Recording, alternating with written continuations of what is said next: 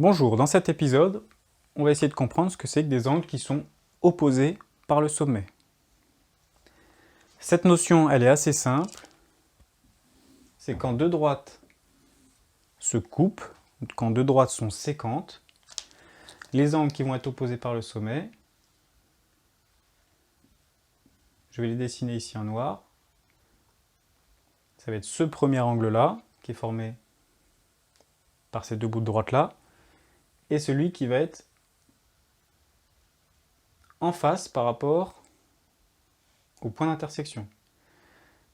Ici, c'est ce qu'on peut appeler le sommet de cet angle, et là, le sommet de cet autre angle ici.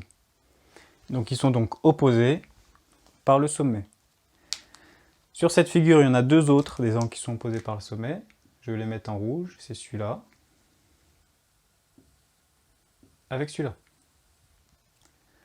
Donc, ils sont tous les deux formés par les deux droites, et ils sont opposés par ce sommet ici. La propriété, c'est que deux angles qui sont opposés par le sommet sont égaux. Attention, il faut bien que les deux droites ici, ce soient deux droites continues.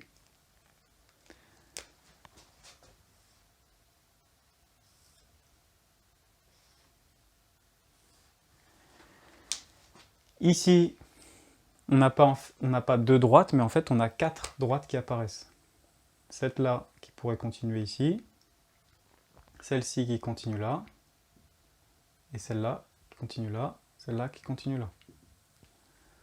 Donc là, on ne va pas pouvoir parler d'angle opposé par le sommet, parce qu'il y a quatre droites qui apparaissent, et non seulement deux. Donc il faut qu'il y en ait seulement deux qui se coupent.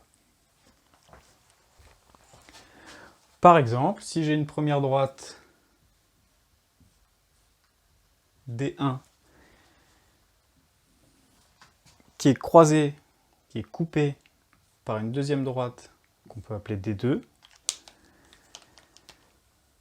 si cet angle ici, je connais sa mesure et que c'est 43 degrés, alors, étant donné que c'est deux droites séquentes, l'angle qui est en face ici de l'angle rouge, c'est l'angle qui est opposé par le sommet à cet angle-là, donc il va être égaux à celui-là, et donc il va aussi mesurer 43 degrés.